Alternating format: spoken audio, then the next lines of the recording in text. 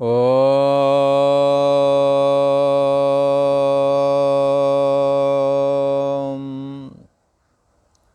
ओम गुरु ब्रह्मा गुरु विष्णु गुरुदेव महेश्वरा गुरु साक्षात् परम ब्रह्म तस्मै श्री गुरुवे नमः। योगेश्वर श्री कृष्ण भगवान की जय। ऐं सरस्वत्यै नमः।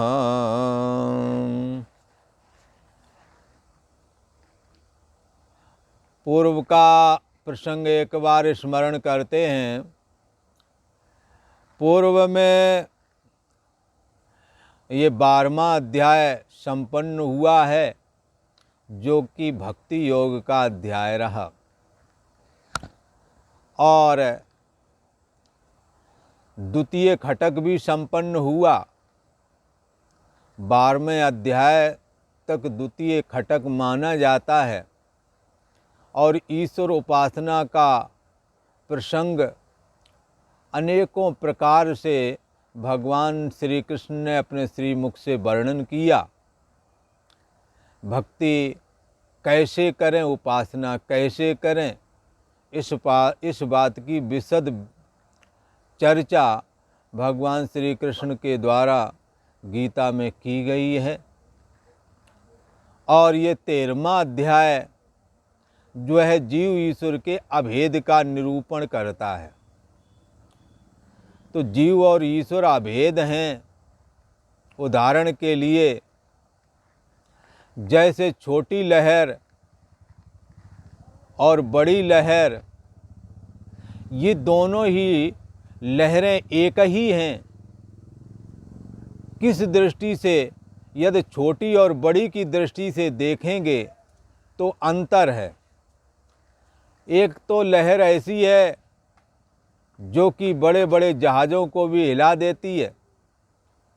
एक छोटी है जिससे ये जहाज़ चीरता हुआ चला जाता है। समुद्र के अंदर ये लहरें होती हैं। पर किसी ने कहा ये छोटी और बड़ी लहरें एक ही हैं। तो किसी ने कहा ऐसा कैसे संभव हो सकता है? एक तो जहाज़ को भी उठा सकती है तो दूसरे को जहाज़ तोड़ दे रही। एक छोटी एक बड़ी है, ये तो एकता ना हुई। ये एक कैसे हो सकती हैं?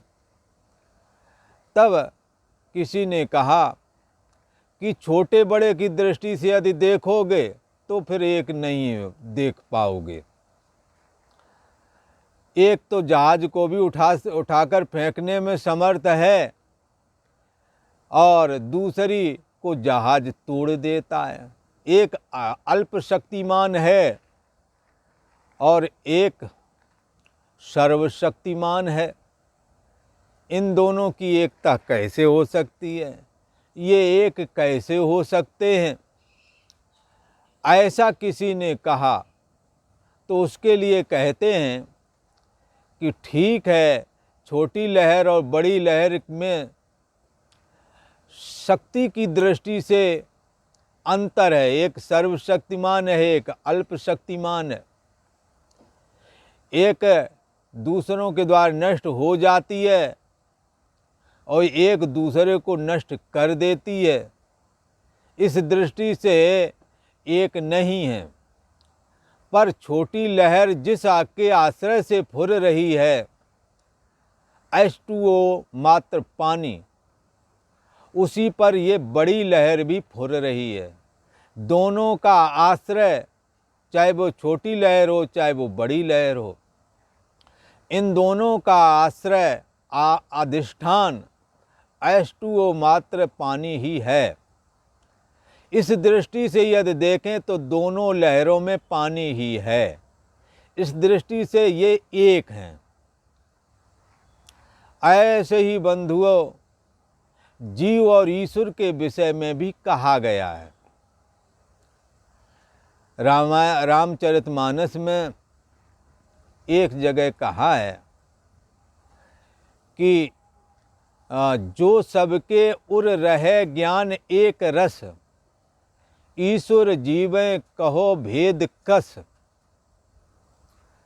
जैसे H2O मात्र पानी का जिसको ज्ञान हो, उसे छोटी लहर क्या बड़ी लहर क्या, दोनों में पानी नज़र आता है, दोनों ही अभेद नज़र आते हैं, दोनों पानी ही हैं ऐसा नज़र आता है उन्हें। ऐसे ही बंधुओं, जीव और ईश्वर के विषय में भी कहा गया है। ये 13वां अध्याय जीव और ईश्वर के अभेद का निर्णय करता है, व्याख्यान करता है, और जीव और ईश्वर के अभेद के प्रतिपादक ही वाक्य इसमें आवेंगे। भगवान श्री कृष्ण जगत के एकमात्र कारण हैं, सत्ता मात्र हैं और सबके अंतर्यामी हैं। ईश्वर के लिए ईश्वर और जीव के लिए रामचरितमानस में भी कुछ कहा है। क्या कहा है? एक रचय जग गुण बस जाके, प्रभु प्रेरित नहीं निजबल ताके। एक ऐसा है परम ब्रह्म परमात्मा में बड़ी लहर, ऐसी लहर है जो सृष्टि की रचना, सृष्टि को उत्पन्न करना, अपने में स्थित रखना, फिर लीन कर लेना, उत्पत्ति स्थिति और प्रलय को करने वाली है। ये बड़ी लहर ईश्वर है। यहाँ बड़ी लहर और छोटी लहर का आश्रय H2O मात्र पानी है। वहाँ पर छोटी लहर की जगह जीव है और बड़ी लहर की जगह ईश्वर है। तो जीव के लिए का एक दुष्ट अतिशय दुख रूपा, जही बल जीव परेव भवकूपा। जीव की उपाधि मन है और ईश्वर की उपाधि माया है।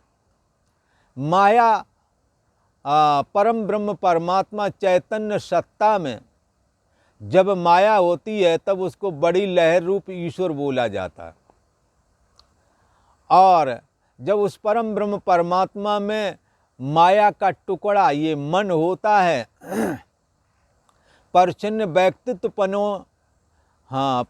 व्यक्तित्वपनों का आश्रय लेकर के जब एक परछिन्न फुरना होती है, परछिन्नत्व को लेकर के जब अहम फुरता है, तो उस समय उस परम ब्रह्म परमात्मा में जीव भाव फुरता है। उसी के लिए कहा, जब जीव भाव बगैर अविद्या के अज्ञान के नहीं होता। जीव के अंदर अज्ञान है, अविद्या है। जीव अपने को मैं ब्रह्म हूँ, मैं आत्मा हूँ। आत्मा में जब मन होता है, ब्रह्म कहो आत्मा कहो सत्तात्मक ब्रह्म कहो, एक ही बात है।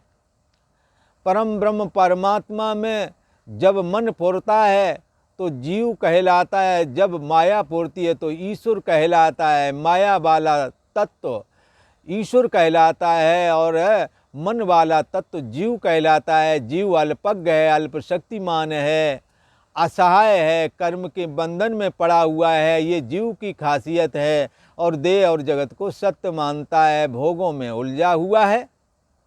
ईश्वर के अंदर कुछ दूसरी बात है। ईश्वर की माया व्यापक है, विस्तार में है, इसलिए ईश्वर भी व्यापक है। और जिस परम ब्रह्म परमात्मा में माया है और माया में समस्त शक्तियों का निवास भी बताया गया है, तो इसलिए ईश्वर सर्वशक्तिमान है। परम ब्रह्म परमात्मा ही सर्वशक्तिमान है। पर जब माया से जुड़ता है तब उसमें व्यवहारिक असीम शक्तियाँ फुरने लगती हैं, तो इसलिए ईश्वर को सर्वशक्तिमान कहते हैं। परम ब्रह्म परमात्मा में फुरने वाली माया से जो अहम बना वो ईश्वर अहम कहलाता है। ये ईश्वर अहम सृष्टि की उत्पत्ति करना, स्थित रखना और श्रृंगार कर देना, ये ईश्वर का काम है। एक रचय जग गुण बस जाके, प्रभु प्रेरित नहीं निजबल ताके। है ये ईश्वर के लिए कहा गया। और दूसरा कैसा है? एक दुष्ट अतिशय दुख रूपा। एक दुष्ट है अतिशय दुख रूप। क्या? बहिर्मुख मन, इसलिए मन एवं मनुष्याणाम कारणम बंध मोक्षयो बंधाय विषयाशक्त्यम मुक्त्यै निर्विषयम स्मृतम। विषयाशक्त मन दुष्ट कहलाता है, अतिशय दुख रूपा कहलाता है, अतिशय दुख स्वरूप कहलाता है। तो क्या है, तो ये एक तो आनंद स्वरूप है, एक दुख स्वरूप है। अब किसी ने कहा ये दोनों जीव और ईश्वर एक हैं, तत्त्वमसि, तत्त्वमसि वो तुम ही हो। जीव जिस ईश्वर की खोज करता है, किसी समझदार ने बताया, किसी ब्रह्मज्ञानी ने, तत्वज्ञानी ने कहा जिसकी तुम खोज कर रहे हो सो प्रभु और नहीं सो तू है, तेरे में ही समाया है। जैसे फूल में खुशबू समाई होती है, जैसे दर्पण में नगर का प्रतिबिंब समाया होता है, ऐसे ही तिम हर ही बसें निरंतर, ऐसे ही परमात्मा श्री हरि आपके हृदय में विद्यमान है। फिर वही विषय कि जीव और ईश्वर का अभेद कैसे। जीव तो अल्पज्ञ है, अल्प शक्तिमान है, अपने को दुखी सुखी मानता है, जन्म मृत्यु वाला मानता है, कर्ता भोक्ता वाला मानता है। ये जीव की विशेषताएं हैं। ईश्वर की विशेषता है कि वो अपने को अकर्ता मानता है, अजन्मा मानता है, सुख दुख से भी अपने को परे जानता है, और सृष्टि की उत्पत्ति स्थिति और प्रलय के करने हारा मानता है। पर इन दोनों का आश्रय प्रकाशक जो है शुद्ध चैतन्य सत्ता है, जिसको गीता में आत्मा कहते हैं और उपनिषदों में उसी को ब्रह्म कहते हैं, शिव पुराण में उसी को शिव कहते हैं, विष्णु पुराण में उसे विष्णु परम पदम विष्णु कहते हैं, और श्री गणेश जी का वर्णन जहाँ पर आता है वहाँ उसी तत्व को, उसी चैतन्य सत्ता को गाणपत्य बोलते हैं, और दुर्गा वाले उसी को पराचिति बोलते हैं, महाचिति बोलते हैं। इस प्रकार से एको देवा, ये चैतन्य सत्ता सब में एक है। यही माया को स्वीकार करके सगुण निराकार ईश्वर कहलाता है, तब इसका नाम ओम होता है। और जब माया अपने को विघटित करके हर शरीर में प्रकट होती है, तब उसमें जब उसी परम ब्रह्म परमात्मा का प्रतिबिंब या अहम झलकता है, तो परिच्छिन्न व्यक्तित्वपना रूप जीव, हम और आप जो है ना, इसके रूप में वही दिखने लगता है। तो फिर याद करें, छोटी लहर और बड़ी लहर की सामर्थ्य को देखें तो बराबरी नहीं की जा सकती है, पर H2O मात्र पानी दोनों का आश्रय और प्रकाशक है, दोनों में समाया हुआ है। ऐसे ही जीव और ईश्वर में एक ही तत्व समाया हुआ है, उसका नाम है, जिसे गीता में कहा गया है आत्मा, उसका नाम है जिसे उपनिषद में कहा गया है ब्रह्म। उसी को शिव कहते हैं। स शिवः स विष्णु हो, वही सब कुछ बना हुआ है। भगवान श्री कृष्ण इस रहस्य को खोलना चाहते हैं। भगवान श्री कृष्ण कहना चाहते हैं, ये जीव, मैं इस जगत का महान ईश्वर हूँ, और जीव मम अंशः सनातना, ये जीव हमारा ही सनातन अंश है। जैसे पानी किसी बड़ी लहर में प्रकट होकर बोल रहा है, ये छोटी लहर हमारा ही सनातन अंश है। ये भी पानी ही है, पर ये अपने को पानी जान नहीं रही है, इसलिए जब कहीं टकराती है तो लगता है मैं मर गई हूँ। H2O मात्र पानी का कभी मरण नहीं होता। जैसे बड़ी लहर में स्थित पानी का मरण नहीं होता, वैसे छोटी लहर में स्थित पानी का मरण नहीं होता। ऐसे ही बंधुओं, न जीव का मरण होता है, न ईश्वर का होता है, केवल परिवर्तन होता है। जीव का देह छूट जाता है, इसी का नाम मरण है। देह पकड़ लेने का नाम, देह ग्रहण कर लेने का नाम जन्म है। ईश्वर जन्म और मरण से रहित अपने को जानता है, जीव नहीं जानता है। जबकि एक नूर से, एक ही तत्व से माया की वजह से ईश्वर की फुरना हुई, और एक ही तत्व में मन की वजह से जीव की फुरना हुई। इसलिए कहने वालों ने ये भी कहा, ना मैं बंदा था ना मैं खुदा था, मुझे मालूम न था, मैं दोनों इल्म से जुदा था, मुझे मालूम न था। न मैं कोई बड़ा था, न कोई छोटा था, न ऊंचा न नीचा। एक नूर से सब जग उपजा, कौन भले को मंदे। किसको अच्छा कहें, किसको बुरा कहें, सभी तो एक परम ब्रह्म परमात्मा से प्रकट हुए हैं। मन से परमात्मा झांका तो जीव हो गया, माया से झांका ईश्वर हो गया, तब उसका नाम ओम हो गया। भगवान श्री कृष्ण सगुण साकार भी हैं और निर्गुण निराकार भी हैं। मन को स्वीकार करके जीव भी बन जाते हैं, देह को स्वीकार करके वसुदेव देवकी के पुत्र बन जाते हैं। भगवान श्री कृष्ण कहते हैं ये तीनों बातें हमारे में हैं, पर मैं देह को स्वीकार करता हूँ, भक्तों के साथ लीला क्रीड़ा करता हूँ, लीला करता हूँ, पर मैं देह हूँ ऐसा नहीं मानता हूँ। मैं जीव भी हूँ मन को स्वीकार करके, पर परिच्छिन्न व्यक्तित्वपना की वजह से जो हृदय में मन की वजह से काम क्रोध लोभ मोह मद मात्सर आदि दोष आते हैं, ये हमारे में नहीं है।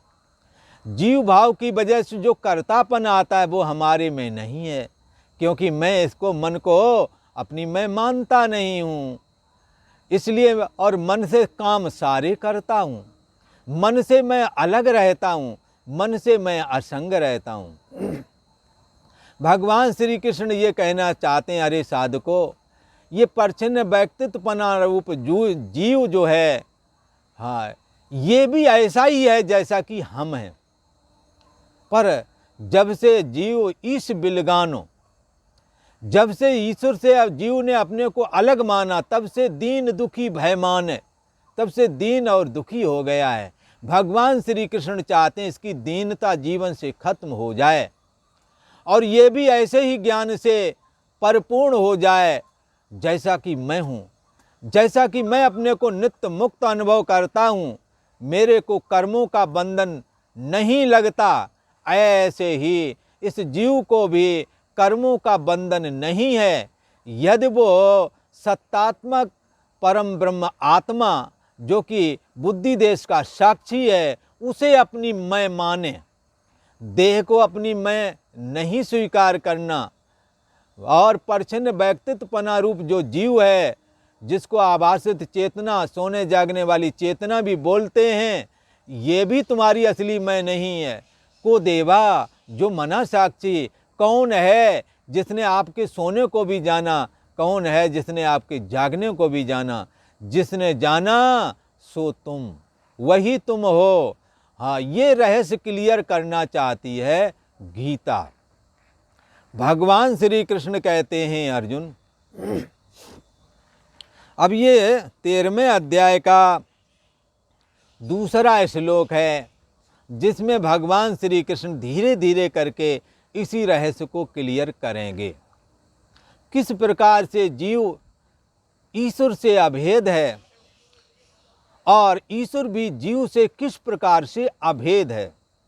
जैसे पानी से किस प्रकार से छोटी लहर अभेद है और बड़ी लहर भी अभेद है, पर बड़े आकार में होने की वजह से बड़ी वाली लहर को ईश्वर की उपमा के लिए ग्रहण किया है और छोटी वाली लहर को जीव की उपमा देने के लिए यहाँ ग्रहण किया है। ऐसे ही यहाँ पर भी है, हमें विचारना चाहिए। भगवान श्री कृष्ण कहते हैं, अर्जुन, ये 13वां का दूसरा श्लोक है, जिसमें भगवान श्री कृष्ण ये क्लियर कर रहे हैं, क्या? क्षेत्रज्ञं चापि मां विद्धे सर्वक्षेत्रेषु भारत। क्षेत्रज्ञोर्ज्ञानं यत्यज ज्ञानं मतं मम। क्षेत्रज्ञं चापि मां विद्धि, संपूर्ण क्षेत्रज्ञों में भारतः सर्वक्षेत्रसु क्षेत्रज्ञं, संपूर्ण क्षेत्रों में क्षेत्रज्ञ, जानने वाला। शरीर को कौन जानता है?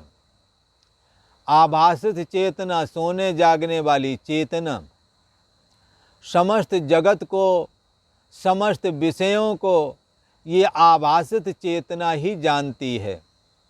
इसका नाम जीव चेतना भी है। बंधुओं, सच्चे अर्थों में सत्तात्मक चेतना न सोती है न जागती है, सदा एक रस रहती है। यही ब्रह्म चेतना है।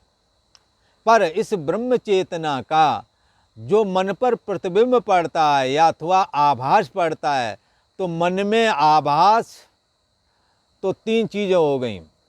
मन हो गया, मन में प्रतिबिंब पड़ा, और जिसका प्रतिबिंब पड़ा, किसका प्रतिबिंब पड़ा? ब्रह्म चेतना का, सोने जागने वाली चेतना का जन्म हुआ। ये सोने जागने वाली चेतना जीव चेतना कहलाती है। तो जीव तीन तत्वों को स्वीकार करके माना जाता है कि ये जीव भाव। पंचायती अखाड़ा है, यहाँ एक कुछ नहीं, परमात्मा की सत्ता से सब कुछ हो रहा है। ब्रह्म चेतना अथवा आत्म चेतना, आत्मा अंदर बुद्धि देश का साक्षी होकर के विद्यमान है ना, उस अंतर्यामी आत्मा का कहो अथवा ब्रह्म चेतना का कहो या आत्म चेतना का कहो, जो ये प्रतिबिंब पड़ता है मन पर, हाँ, तो मन हो गया, एक प्रतिबिंब हो गया, और आत्मा का प्रतिबिंब अथवा ब्रह्म का प्रतिबिंब एक ही बात है। ये बार बार मैं शब्द इसलिए बोलता हूँ ताकि आपके जहन में भी ये प्रवेश कर सकें। एक ही शब्द को, जैसे पानी कहते हैं, नीर कहते हैं, जल कहते हैं, तो ऐसा कह देने से कोई अलग अलग नहीं कहा जाता। शास्त्र के शब्द हैं। जब एक बुद्धि देश में वही ब्रह्म चेतना होती है तो उसको आत्मा बोलते हैं। जब सभी बुद्धि देश में जो विद्यमान चैतन्य सत्ता है उसको ब्रह्म करके बोल देते हैं। छोटी लहर में जो पानी है उसको जल कह देते हैं, और बड़ी लहर में जो है उसको नीर कह देते हैं। फर्क क्या पड़ा? एक ही तत्व को अनेकों तरह से वर्णन किया जा रहा है। इसलिए शब्द भ्रम में हमने आपने नहीं पढ़ना है, हमने वस्तु स्थिति को समझना है। भगवान श्री कृष्ण कहते हैं, सर्व क्षेत्रेषु क्षेत्रज्ञम।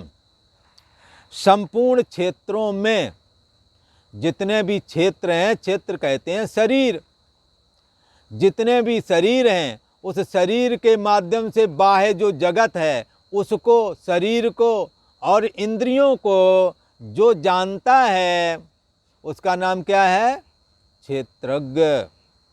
दूसरी भाषा में कह दो आभासित चेतना, और दूसरी भाषा में कह देते हैं जीवात्मा, और दूसरी भाषा में कह देते हैं सोने जागने वाली चेतना। अब ये किसका प्रतिबिंब है? ब्रह्म का प्रतिबिंब है, सोने जागने वाली चेतना। अभी जाग रही, थोड़े समय में नींद आ जाएगी, सो जाएगी। तो क्या है?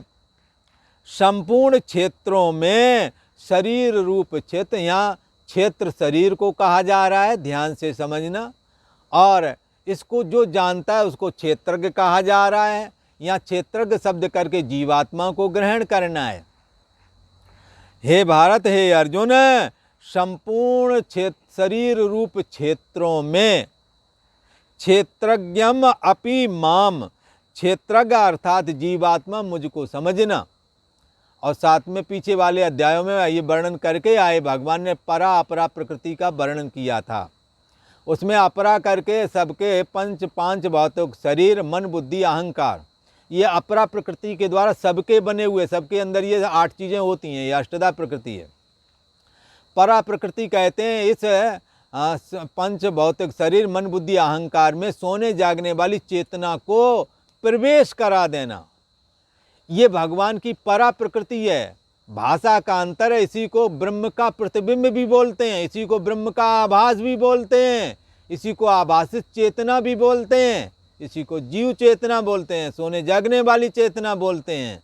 शास्त्र में उसी को एक कहते हैं अष्टधा प्रकृति और परा प्रकृति।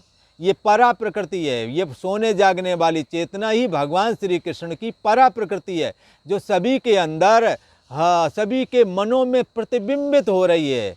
जैसे कार के आगे का शीशा में अगर पत्थर लग जाए और शीशा जुड़ा रहे, हजारों टुकड़े हो जाते हैं। कई एक कारें हमने देखी हैं, उनका शीशा लग गया है, आगे ट्रक वाले हैं, कोई पत्थर वत्थर लग गया है, शीशा तो पूरा जुड़ा हुआ है पर उसमें हजारों टुकड़े हो चुके हैं। अब उसमें यदि सूर्य का प्रतिबिंब पड़ेगा बंधुओं, तो एक तो प्रतिबिंब वो बनेगा जो समूचे शीशे में होवेगा, और एक प्रतिबिंब सूर्य का वो बनेगा जो हर एक कांच के टुकड़े में बनेगा। बंधुओं, ये दृष्टांत याद रखना। तो छोटे छोटे टुकड़ों में जो प्रतिबिंब पड़ रहा है ये जीव चेतना है, और समूचे में जो पड़ रहा है ये ईश्वर चेतना है। इस दृष्टांत से हमने जीव चेतना और ईश्वर चेतना को समझ लेना है। दूसरी भाषा में कहें, जीव कैसे बना, ईश्वर कैसे बना, इस रहस्य को हम क्लियर कर सकते हैं। किसी भी चीज़ को रिफ्लेक्शन बनने के लिए 3 चीज़ों का होना अनिवार्य है।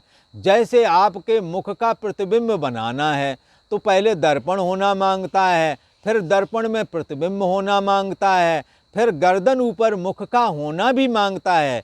यदि वो दर्पण हो और गर्दन के ऊपर वाला मुख ना हो तो आप दर्पण वाला मुख नहीं देख सकते। इसलिए ये तीनों चीज़ें मिलाकर के ही प्रतिबिंब बनता है। गर्दन वाला मुख होना चाहिए और फिर दर्पण होना चाहिए, फिर दर्पण में आपके मुख अपने आप ही दिखने लगेगा। ऐसे ही जीव भाव को सिद्ध करने के लिए माया की जगह तो कार का बड़ा वाला शीशा है, उसमें जो प्रतिबिंब पड़ता है ईश्वर है। वही जब पत्थर लग जाने पर लाखों करोड़ों टुकड़े हो जाते, उसमें जो सूर्य का प्रतिबिंब पड़ता है वो जीव की जगह है। तो इसमें भी इधर ब्रह्म, यहाँ पर किसका प्रतिबिंब पड़ रहा है? ब्रह्म का प्रतिबिंब पड़ रहा है, आत्मा का पड़ रहा है। तो आत्मा का प्रतिबिंब पड़ता है समूचे शीशे पर, तो उसको उस समय सगुण ईश्वर कहलाता है, उसी को, उसका नाम ओम होता है। और छोटे वाले टुकड़ों में उसी आत्मा का प्रतिबिंब पड़ता है, वो छोटे वाले टुकड़े की जगह मन है। तो उसमें जब प्रतिबिंब पड़ता है तो हमारे आपकी चेतना उदय होती है। अहम अस्मि करके हम लोग कहते हैं, परछिन्न व्यक्तित्वपना में जीते हैं। छोटे टुकड़े हैं ना, ऐसे तो लगता है मैं यहीं भरूँ और आगे हमारा आता पता नहीं। जबकि जितना विस्तार में ईश्वर है उतने ही विस्तार में जीव भी है, यदि ईश्वर से समानता कर ले। इसलिए बंधुओं, भागवत को सुनो, बड़ा सुंदर विषय वर्णन किया गया है। जब प्रहलाद जी को हिरण्याकश्यप ने बांध करके और रस्सियों से बांध करके और पत्थर ऊपर रख करके और किसी समुद्र में फेंकवा दिया, तब प्रहलाद जी ने महाविष्णु से अपनी एकता का निश्चय किया और ऐसा धारणा बनाई कि मैं ही विष्णु हूँ। जले विष्णु, थले विष्णु, विष्णु पर्वत मस्तके, ज्वालमाला कुले विष्णु, सर्व विष्णुमयम जगत। सारा जगत विष्णु में है, जल में विष्णु, थल में विष्णु, पर्वतों में विष्णु, हर जगह विष्णु, मैं ही विष्णु हूँ। ऐसी धारणा करते ही वो विराट पुरुष से एकीकृत हो गए और उनके रस्सियों के बंधन सब टूट गए। और विराट से एकीकृत होने की वजह से न ही उन्हें पानी डुबो सका, न ही उन्हें रस्सियाँ बांध सकी। ईश्वर से एकीकृत की साधना, ये आंग्रह उपासना कही जाती है। इसका एक विधान है। जब साधक करते हैं और जब उसमें सिद्धता प्राप्त होती है, जैसे कि प्रहलाद को हुई, तो वो उन्हें बंधन बांध न सके। ऐसे ही ये जीव भाव और ईश्वर भाव को हमने समझना चाहिए। ईश्वर और जीव एक ही हो सकते हैं यदि साधना करें, यदि संयम करें। मन माया रूप हो सकता है यदि हम विराट की धारणा करें, और यदि विराट भी यदि केवल एक मन से जुड़ेगा तो जीव हो जाएगा। जैसे भगवान श्री कृष्ण विराट पुरुष हैं और मन को स्वीकार करके जीव बन गए हैं, और देव को स्वीकार करके वसुदेव देवकी के पुत्र बन गए हैं। इसलिए ये रहस्य की बात है, ये श्रीमद् भगवत गीता है, ये भगवान श्री कृष्ण की वाणी है। इसे सुनना चाहिए। सुनने का बड़ा भारी लाभ है, बड़ा पुण्य है। ये भगवान का वांगमय विग्रह है जो अभी इसी धराधाम में विद्यमान है और रहेगा। इस गीता का कभी अंत नहीं आता। ये सनातन ज्ञान है, ये किसी हिंदू या मुस्लिम ईसाई आदि का नहीं, ये मानव मात्र का ज्ञान है। ये एक विज्ञान है, ये आपका अस्तित्व है। इसलिए ये किसको पढ़ना चाहिए? मानव मात्र का है, सभी को पढ़ना चाहिए, सभी को सुनना चाहिए, और ये विज्ञान सभी को धारण करना चाहिए। भगवान श्री कृष्ण कहते हैं कि भारत सर्व क्षेत्रेषु क्षेत्रज्ञम, संपूर्ण क्षेत्रों में क्षेत्रज्ञ अर्थात जीवात्मा भी मुझे ही समझना, क्योंकि मैं जो परम ब्रह्म परमात्मा सत्तात्मक जो मेरा स्वरूप है उसी का प्रतिबिंब मनों पे पड़ रहा है, तब इन्हें अहम अस्मि परछिन्न व्यक्तित्व बनाने लगता है। इसलिए भगवान श्री कृष्ण ने अर्जुन से कहा, हे अर्जुन, संपूर्ण शरीर रूप क्षेत्रों में क्षेत्रज्ञ अर्थात जीवात्मा भी मुझको समझना, और क्षेत्र क्षेत्रज्ञ और यत ज्ञानम, क्षेत्र शरीर रूप क्षेत्र का और क्षेत्रज्ञ रूप जीवात्मा का, और जीवात्मा भी जिसका प्रतिबिंब है वो सत्तात्मक ब्रह्म का, भला क्षेत्र क्षेत्रज्ञ का यत ज्ञानम, जो ज्ञान है, क्या कि क्षेत्र कितना है, कैसा है। क्षेत्र माने शरीर, शरीर जन्म अस्थि वृद्धि विपरिणाम अपक्षय और मृत्यु क्षय विकार तो इसमें हमेशा लगे रहते हैं। मन में जन्म मृत्यु जरा व्याधि दुख दोषानुदर्शनम, भगवान कहते हैं जन्म मृत्यु का भय मन में हमेशा रहता है, काम क्रोध सताते रहते हैं, अनेकों विकार हैं। जन्म हुआ है, मृत्यु को प्राप्त होवेगा, ये इसकी सीमा रेखा है। तो इसलिए भगवान श्री कृष्ण कहते हैं क्षेत्र और क्षेत्रज्ञ का जो ज्ञान है, अर्थात विकार सहित जो प्रकृति का बनाए हुए शरीर है, ये कहाँ है, कितना है, इसका ये क्या खूबी है इसकी, ये सारी बातें। और हाँ, क्षेत्र क्षेत्रज्ञ और क्षेत्रज्ञ का मतलब हाँ जीवात्मा, हाँ वो आत्मा और जीवात्मा कोई अंतर नहीं है। मन से जुड़ता है ब्रह्म तो जीवात्मा हो जाता है, मन से जब असंग हो जाता है ब्रह्म हो जाता है। इसलिए कहते हैं क्षेत्र क्षेत्रज्ञ और क्षेत्रज्ञ का हाँ जो ज्ञान है, ये तत्व ज्ञान, समझ पूर्वक ज्ञान, इसको समझ लेना, जो इस रहस्य को जो अभी बताया है ये इसी का नाम तत्व ज्ञान है।